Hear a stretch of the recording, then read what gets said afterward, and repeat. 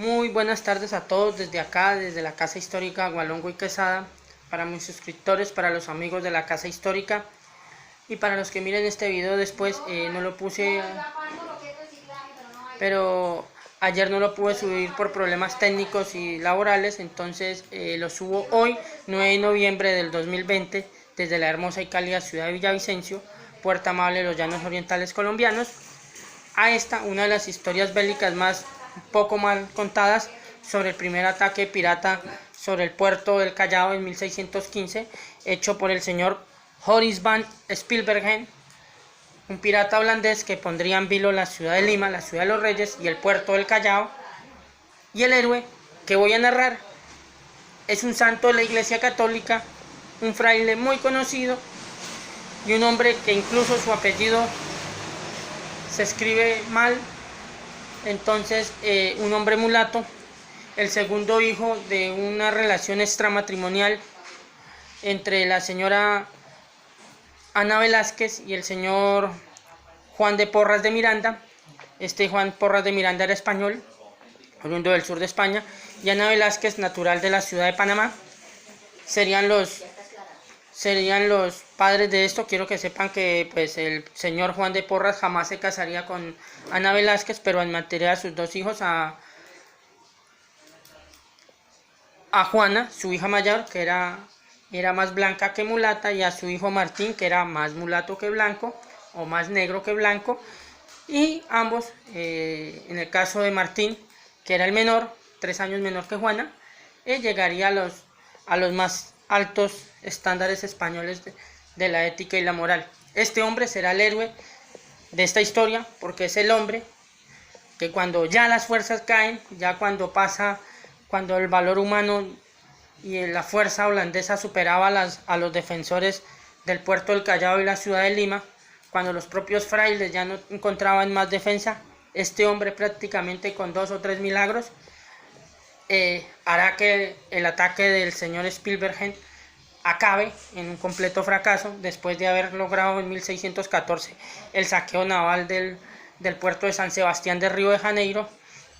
y meses antes, en el mismo 1615, a principio de año, habría logrado la captura de un tesoro español en el puerto de Valparaíso,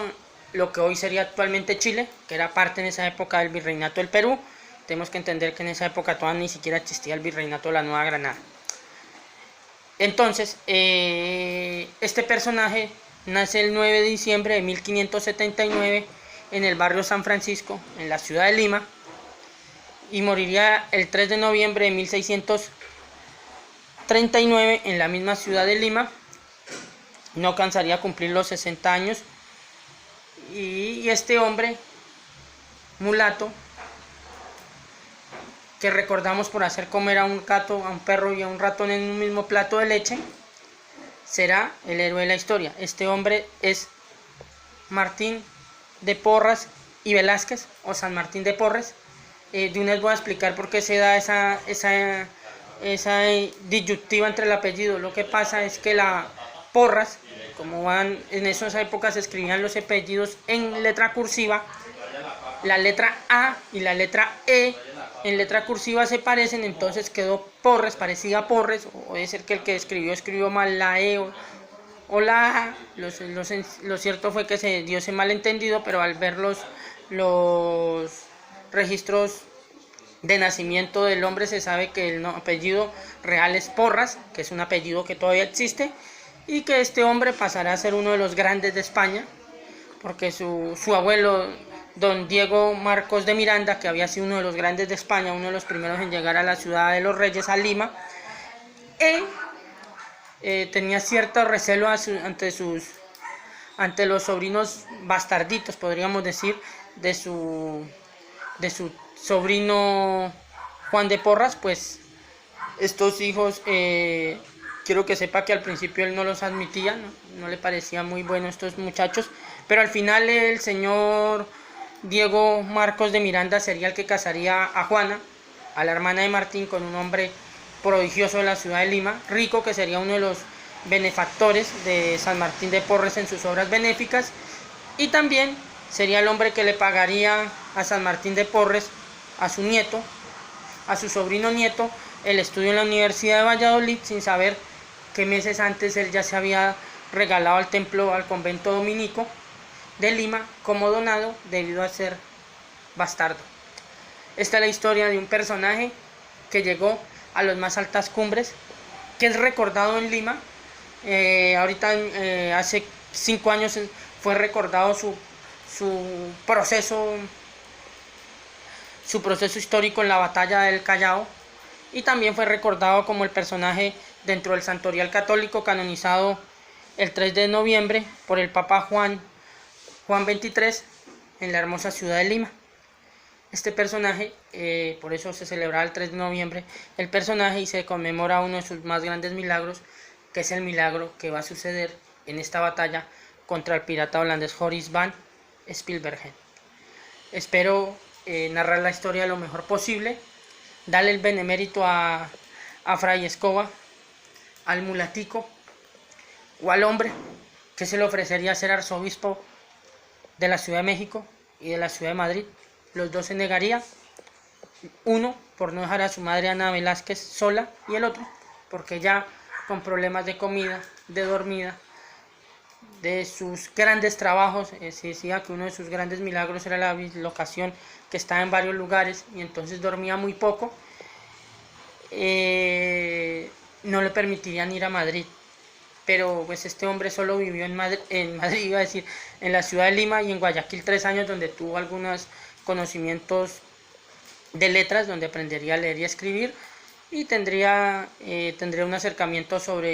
a su abuelo don Diego Marcos de Miranda, que es donde este hombre se da cuenta que este muchacho tiene dones especiales que no los tiene cualquier persona, y de la vida religiosa y de claustro de este pequeño niño,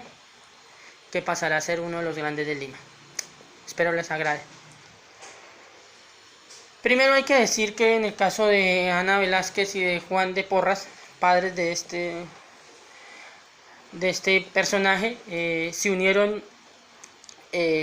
voluntariamente. Pues Ana Velázquez era liberta antes de haber tenido sus coqueteos amorosos o sus desliz amoroso con el señor Juan de Porras, lo que quiere decir que ella fue voluntaria a recibir los coqueteos de este hombre, y también le entregó los hijos. Cuando Martín cumple 6 años, él le propone a la mujer con la que había tenido estos 2 hijos llevárselos a Guayaquil, a donde su abuelo Diego de Marcos de Miranda, para que puedan estudiar y ser grandes en España. Y pues ella pues reacia a esto, porque no era un secreto que había muchos hijos mestizos que no llegaban a ningún lugar, y más ella, que era una negra que no sabía leer ni escribir, no era muy proclive a los conocimientos occidentales, pero estos conocimientos llevarían a Martín a ser un gran sacamuelas, que en esa época lo hacían los barberos, a un gran médico, porque sería un gran médico, y un gran veterinario, porque también lo sería. Es más, cuando el señor Diego de Marcos de Miranda, su abuelo, se da cuenta de estos dones que tiene este pequeñín, pensaba volverlo médico o cirujano, o volverlo alguna de estas cosas, y este hombre pues su deseo de ser fraile lo llevaría a ser donado. Quiero que explicar qué era donado. Donado era un sacerdote que sabía que nunca iba a ser un gran sacerdote, que no iba a aspirar a un gran cargo dentro de la curia, pero que iba a ser sacerdote dentro de sus funciones religiosas, monásticas, se puede decir, es la palabra correcta. Entonces este personaje a los 17, 18 años se regala como donado, y pasa a ser de un gran hombre que prometía una gran carrera en la ciencia, a ser un sacerdote. Y pues tenemos que ver este personaje para entender la batalla de Lima. Cuando sucede la batalla de Lima en 1615, Martín había salvado a la hija del conde de Chichón y Bobadilla, que era el virrey del Perú, y este ya le había dejado a cargo al que tomaba su cargo de que ayudara a las obras benéficas del negro Martín. El negro Martín, cuando el convento se queda sin plata, incluso él mismo se ofrece a ser un esclavo, cosa pues que los hermanos dominicos no le permiten por obvias razones. Y también es conocida su piadosidad de atender a gente enferma y animales. Es más, consta que tiene varios milagros con animales y enfermos, pero no hablaré de eso porque no es mi ítem hablar de cosas religiosas sobre el personaje peruano. Este santo, cuando Joris van Spilbergen está sobre la ciudad de Lima y ya desembarcado en el puerto del Callao y va a desembarcar el barco, sale afuera de las murallas de 8 metros de la ciudad de Lima a recibir a los enemigos de la población que aterrorizada miraba con espanto y estupor y esperaba el mismo destino que le había pasado en Valparaíso a sus pobladores, sabiendo la mayoría que las negras, incluso la madre de él, fuera podido ser tomada como esclava, que era el final para muchos. Él sale de la ciudad sin una sola arma, con la cruz, su mano como bastón, esas cruces grandes, la utiliza como bastón y flota, levita sobre el aire unos 12 metros, cuenta el propio Joris van Spilbergen, que es el que va a contar. Yo saco esto de la poca traducción que he encontrado sobre este personaje Joris van Spilbergen, sobre el hecho que él flota en el aire y los holandeses al mirar que flota flota en el aire, levita, mejor dicho, como los muñequitos de Goku que van levitando 6-12 metros sobre la ciudad, sobre las murallas de la ciudad. Dice que los soldados holandeses disparan y las balas lo atraviesan o se devuelven, pero no le hacen daño. Y él les dice: limeños de poca fe, mira hacia la ciudad. Todos, tanto españoles como holandeses, no pueden, miran con ojos asombrados y la boca abierta a lo que están mirando. Sus ojos impávidos no lo pueden creer. Pasa una tormenta, hunde el barco general cae un trueno sobre el barco de Joris van Spilbergen. Lo hunde, pero como cosa paradójica, siempre que un rayo, un cañonazo caía en la Santa Bárbara, mataba a la mayoría de los marineros, por no decir a todos. Pasaría incluso en la invasión que ya he contado de Santa Cruz de Tenerife, cuando el Cutterfoot es alcanzado por el cañón Tigre. Los 97 marineros que están dentro del Cutterfoot son alcanzados en el Santa Bárbara por el cañón Tigre, mueren absolutamente todos. Y aquí no murió ninguno, cosa paradójica, no murió absolutamente ninguno, que es verdad que la madera vuela y todo esto, no vuelan, y ante esto, y ante las señas de que no le podían hacer daño a un negro, el señor Joris van Spilbergen decide tomar rumbo, volver a atravesar el Cabo de la Buena Esperanza y volver a Europa con el rabo entre las piernas. Es verdad que este milagro no ha sido bien explicado y pues que tampoco lo puedo explicar en 30 minutos porque es lo que quiero que estos videos duren. Lo que se sabe es que la ciudad ya estaba por caer y que los dominicos y la gente estaban luchando, tanto los negros y los indios y los blancos, contra este señor Joris van Spilbergen. Y cuando la ciudad se presenta ya pocamente defendida por menos de 200 hombres, es más, uno de los muchachos pobres es herido y él está perdidamente enamorado de una mujer rica, es alcanzado por un cañonazo y él le cura ante la vista atónita de los españoles, y después sale de la ciudad. Al salir de la ciudad, ponerse de frente, para que los españoles lo quieran ver, tienen que entender una cosa. Es como yo estar en el patio de la casa y miro que alguien vuela por encima de la casa, quiere decir que esa persona está volando más de la altura de la casa porque yo lo estoy viendo. Eso fue lo que pasó. Él voló 12 metros para que tanto los limeños como los holandeses lo miraran estupefactos ante lo que estaban viendo. No se lo pueden creer. El señor Martín vuela sobre la ciudad y prácticamente la batalla termina ahí, después de que cae el rayo, crea una tormenta sobre el puerto del Callao, o llega una tormenta influido por él. En las manos de Dios influye un poder, o lo que ustedes quieran decir, o la suerte salva, y precisamente cuando él está acá hay un rayo, bueno, como ustedes quieran decir. Lo cierto es que cae un rayo sobre el barco de Joris van Spilbergen y este barco se hunde, el tesoro que se habían robado de Valparaíso va al mar, y después al llegar a la playa los hombres le disparan a este fraile, y al ver que los tiros no le hacen ningún daño, ni los tiros, ni las flechas, ni los espadazos, ni absolutamente nada, el señor Horace Van Spilbergen entenderá que es absurdo pelear contra alguien que no puedes derrotar, al cual no le puedes hacer daño porque no les dan ni los puños, ni las espadas, ni los flechazos, ni los disparos, ni los cañonazos. Entonces ante esto el señor decide tomar rumbo nuevamente en su segundo barco y tomar rumbo nuevamente a volverse a pasar al cabo de Hornos y atravesar nuevamente buscando camino hacia Europa, donde 2 años después en sus declaraciones dirá que este señor Martín era santo y que él no podía derrotar a un hombre de Dios, pues ante lo que él miraba sabía que ante su experiencia vivida militarmente ese hombre era un santo, y ante la visión protestante holandesa, que era la más segregacionista, incluso más que la inglesa, este hombre es condenado a muerte por decir una blasfemia ante las posiciones protestantes holandesas de esa época. Este hombre, después de terminar la batalla, tanto los soldados españoles vivos como los reclutados voluntariamente entre negros, indios y blancos, saldrán a abrazarle, alzarle frente a la ciudad, y el propio virrey se agachará y besará las sandalias de este hombre, aceptando pues que la victoria era gracias a su intervención, ya que Dios estaba con él. Creamos o no en Dios, el hecho existe, lo pueden ver para los amigos que no son creyentes en las historias no contadas de este señor holandés Horace Van Spilbergen, y también la pueden ver en la vida del santo peruano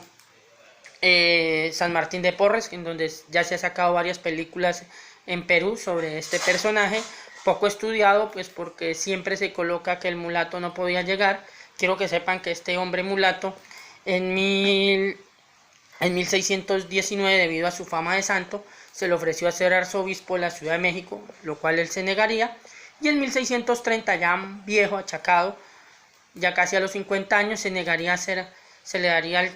daría un título póstumo para ser arzobispo en la ciudad de Madrid, en España, lo cual él ya se negaría, pues tenía problemas de mordida y de comida, y una de sus grandes cualidades era la bislocación, me ha dicho que estaba en varios lugares a la vez,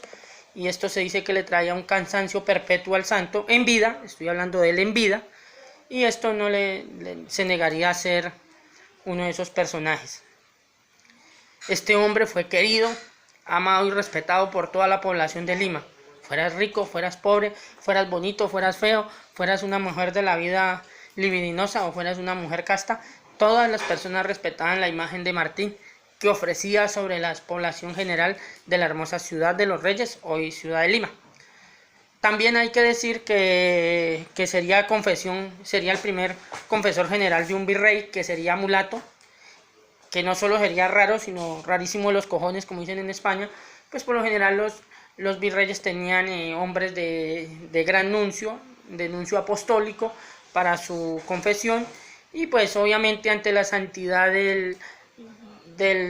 Fray Escoba, el virrey conde de Chichón prefería confesarse con el que confesaba, obviamente a lo más bajo de la sociedad, que eran las prostitutas, los zapateros, los más pobres, y a los propios negros, donde se miraría al propio virrey de España haciendo filas con la gente común y corriente para confesarse con Fray Escoba, que llegará a ser uno de los grandes personajes de Lima y de la hermosa ciudad de los Reyes y de la actual nación peruana, entendiendo a Perú como el primer gran virreinato de Sudamérica. Pues tenían que entender que Perú iba desde Panamá hasta Tierra del Fuego, y tiempo después se crearía el virreinato de la Nueva Granada, y ya para después de 1770 se crearía consortemente el virreinato de La Plata, que sería hoy Argentina, Paraguay, Uruguay y una parte de Bolivia. Más allá de todo esto, también decir que este personaje no solo lo pongo porque sea un personaje religioso, sino porque es el héroe de la batalla del Callao de 1615, donde su figura permanente vive en la memoria de los limeños que lucharon, vivieron y dieron su vida en esta terrible batalla, contra el pirata holandés. Como he dicho, esto también está en los afanes del señor Joris van Spilbergen, que fue el encargado por parte del ejército holandés en el saqueo naval sobre el puerto del Callao y sobre el puerto del Valparaíso, y se conocerá que 3 años después de esto el hombre morirá al enfrentarse a Fray Escoba, pues dice que cómo podía matar a un hombre al cual no le podía hacer ni disparar, ni darle un espadazo, ni siquiera darle un puño, porque su cuerpo levitaba más de 12 metros de altura del suelo, y él trae varios testigos soldados, pues muchos soldados después se negarán, pues porque saben que los van a acusar de locos, pero ellos sabían lo que habían visto, sabían que no estaban locos, sabían que habían visto a un negro con traje sacerdotal levitar sobre las murallas de la hermosa ciudad de Lima, y que pues la derrota concibió gracias a la intervención divina, como diría Joris van Spilbergen sobre la batalla. Pues ya la batalla por parte de los españoles no quedaba absolutamente nada que hacer. Quiero que sepan que la ciudad de Lima, cuando sucede el milagro de San Martín de Porres, no quedaban más de 70-80 personas, los holandeses eran ya más de 3000, y era obvio que iban a hacer un ataque masivo sobre el fuerte. Pues por más pérdidas que los españoles lograran, no iban a lograr más de 200 pérdidas, y pues iban a caer la ciudad en saqueo por parte de los holandeses. Cuando sucede este milagro, el primer hombre impresionado pues es el propio Joris van. Él mirará de ojos cuando mira que el hombre sale él solo, sin nadie que lo acompañe, ya viejo, ya no tan muchacho, salga de la ciudad este hombre mulato que levita al frente de las tropas holandesas y frente a las tropas españolas y al fuerte del puerto del Callao, dejando atónito a los españoles, que después de la batalla saldrán a abrazarle, besarle y llevarle en hombros por toda la ciudad de Lima. Este es uno de los grandes personajes que pocos estudian, porque es un sacerdote y porque hay una maleficencia en contra de las figuras eclesiásticas, y más sobre las figuras eclesiásticas del siglo XVI, XVII, XVIII y XIX de la época española, porque se miran como los que trajeron la barbarie y el fanatismo. Y pues, al no poderse probar que es un hecho milagroso, porque es casi imposible probar que el hecho es milagroso, pero hay varios factores para creer que pueden ser un milagro o una cosa del más allá y no del más acá. Como ejemplo, que en la ciudad de Lima llueve muy poco, una terrible tormenta. Segundo, que cayó un rayo y solo hundió el barco comandante de los holandeses. Fuera de eso, que no murió ninguno. Fuera de eso, que levitó. Y fuera de eso, que las balas la atravesaban o se devolvían en el aire. Todas estas acciones hacen que el señor Joris van Spilbergen huya de la ciudad, y 3 años después sea condenado por la propia Inquisición protestante holandesa a muerte al decir que un negro era santo. Este es uno de los grandes personajes poco estudiados, con lo que la batalla de Lima pues no le he hecho ningún benemérito a los peruanos, y como saben, mi primera acción como ciudadano hispano es hacerle un recuerdo, un benemérito a todos los hispanos, y este es uno de los grandes personajes que nunca se recuerda en la historia de la España católica. Pues tenemos que entender que este personaje nació en Lima, pero Perú como estado no existía, así que este personaje pasaría al santorial católico español, aunque bueno, podemos ponerlo en el Perú para no discutir, pero es un personaje que nace dentro de la conquista española y dentro de la época mal llamada colonia, donde con este personaje se puede demostrar con todo ímpetu de amor y creencia a la verdad que no hubo una segregación racial por parte de la corona, que existía por parte de individuos y de personas como lo existirá hoy y lo seguirá existiendo siempre, pero que esto no era un ítem cultural de la rey de España, pues el propio Felipe III, hijo de Felipe II, le ofrecería ser arzobispo de Lima, de la Ciudad de México y de Madrid, la cual él negaría. Sabrá Dios, se dan especulaciones de por qué se negaría a él, pero lo cierto es que pues Madrid lo quería tener pues por la fama de santo que tenía ya cuando se le ofrece en 1630. Ya era un hombre conocido incluso en los confines de la tierra. Pues se dice como cosa paradójica que cuando él se dislocaba incluso llegaba a ayudar a los misioneros que vivían en Japón y Filipinas a socorrerlos de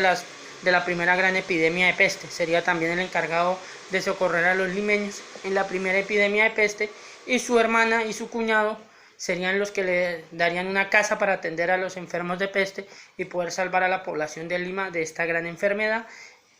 a principios del año 1600. Ha sido un gusto para mí enorme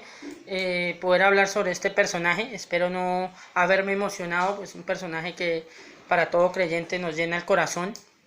Es un personaje mal estudiado, incluso por mí, porque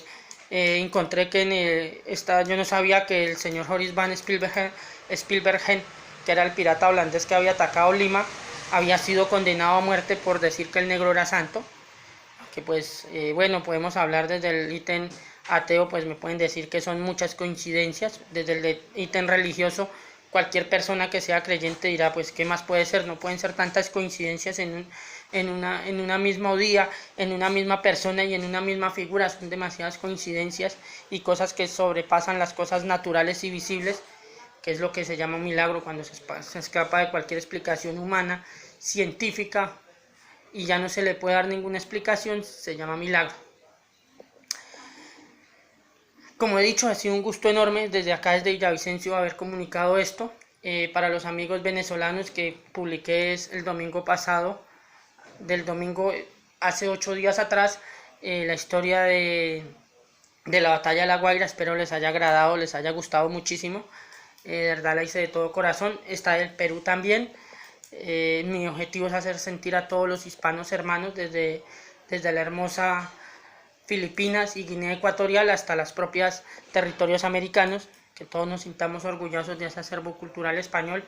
que llevó las más grandes victorias de la humanidad, y esta es una de las más grandes victorias, por eso la pongo, sin importar si fuera un personaje ateo también la fuera puesto, sino que pues da la coincidencia que da uno de los grandes milagros hechos por San Martín de Porres, de uno de los muchos milagros que hizo en vida el santo de la humildad, el hombre de la escoba, que unirá a todas las poblaciones negras, indias, blancas, mestizas y mulatas. En el caso de él, siendo hijo bastardo sin ser reconocido en el día del bautismo, que era la primera fe de vida que se daba por su propio padre, lo cual le negaría muchos atributos en la España, pero también gracias a su santidad, a sus cualidades humanas y a su entendimiento del cambio que había en estas sociedades que comenzaban a mestizarse, mezclarse y comprenderse entre sí, nacería un hombre que cambiaría para siempre la faz del mundo entero. Tanto es así que cuando Juan XXIII lo canoniza, lo pondrá como uno de los grandes misioneros y esplendores de la verdad eclesiástica de la Iglesia Católica y uno de los grandes personajes de la humanidad, pues este hombre cambia el estereotipo de que los españoles prohibían a los negros y a los mulatos y a los mestizos llegar a los más altos cargos, aunque como ya lo he dicho, en Venezuela la india Guaricha, esposa de Alonso Ojeda, fue todo para él, y la muerte de él le produciría la muerte ni siquiera al pasar el mes, donde demostramos que ese benemérito o esa mala palabra sobre las venezolanas como apenas mujeres prostitutas es una falsedad, es algo que ha sucedido por las necesidades actuales y no reales que se tienen de ellas mismas, y también de un desentendimiento de nuestro acervo cultural español. Como ya he dicho, ha hablado para ustedes Eduardo Alberto Gómez Moreno, desde la ciudad de Villavicencio, para la Casa Histórica Gualongo y Quesada. Es un agrado, es un gusto enorme. A los amigos de este lado del charco, a los amigos en Filipinas, a los amigos en el otro lado del charco, pero en África, en Guinea Ecuatorial, que ya tengo algún suscriptor de por ahí, y a los amigos españoles al otro lado en el viejo mundo, que hayan escrito y me hayan suscrito. Muchísimas, pero muchísimas gracias.